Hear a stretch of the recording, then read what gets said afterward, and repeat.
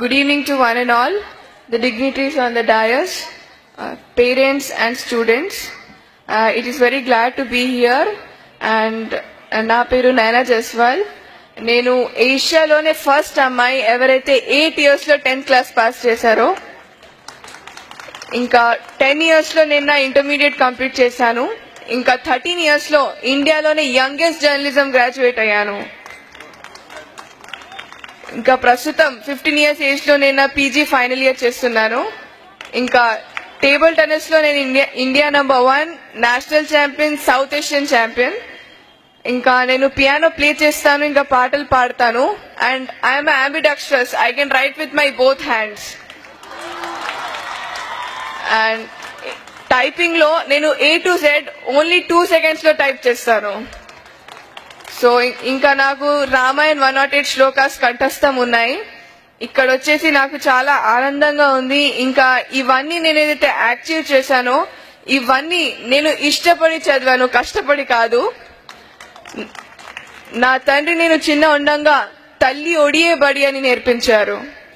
అందరూ వయస్సు పెరుగుతుంది అని అనుకుంటారు, కానీ ఆయు తరుగుతుంది అని అనుకోరు. కావున సమ వృధ చేయక క్షమ పడాలి అని నా తల్లిదండ్రులు నేర్పించారు. చెట్టుకు కాయ బరువు కాదు, కానీ ఈ రోజులలో ఆడపిల్లలు బరువు అవుతున్నారు అని తరుణంలో దీనిని తప్పు అని రుజువు చేయడానికి నేను కిరణ్ బేదిని స్ఫూర్తిగా తీసుకుంటున్నాను.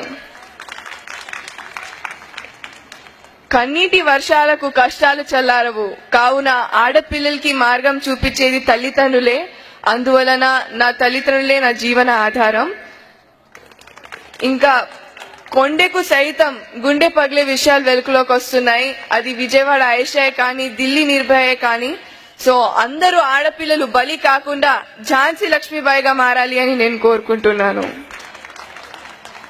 ఇంకా నీతి, నిజాయితీ, క్రమశిక్షణ, త్యాగం, ధైర్యం మరో పేరు మా నాన్న అశ్విని కుమార్ గారు. తీర్పుకు మార్పు అనే మాట నాలో లేదు. ఒక్కసారి నా పేరెంట్స్ బోధించారంటే అది కావాల్సిందే, దాంట్లో మార్పు అనేది ఉండదు.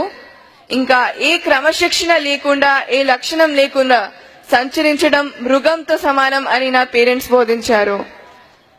నేను చెప్పేది ఏంటంటే రూపాయల కన్నా రూపం గొప్పది, వేల కన్నా వినయం గొప్పది, లక్షల కన్నా లక్షణం గొప్పది, కోట్ల కన్నా కొనలేని మన విద్యార్థి జీవితం గొప్పది. కృషి ఉంటేనే మనుషులు ఋషులవుతారు. ఎవరైతే కృషి చేస్తారో వారికి అదృష్టం ఎదురు చూస్తుంది. ఎందుకంటే స్వేచ్ఛ లేని జీవితం ఆత్మ లేని శరీరం లాంటిది. అందుమూలన మీరు భారత భావి పౌరులు, మీ చేతిలో భావి భవిష్యత్తు ఉంది. కావున మీరందరూ కష్టపడి చదువుకోవాలి. ఇంకా దేవుడు మనకు విజయాలు అందివడు, కానీ విజయాలకు కావలసిన శక్తి సామర్థ్యం ఇస్తాడు. అది మీ అందరిలో ఉంది.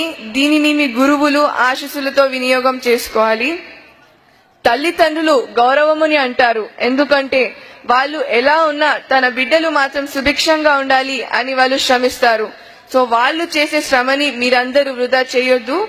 ఇంకా ఈ హిందూ పబ్లిక్ స్కూల్లో ఎన్నో అనురాగ అనుభూతులున్నాయి. ఈ తీయని క్షణాలు మీరందరూ ఎల్లప్పుడూ మర్చిపోలేరు. ఎందుకంటే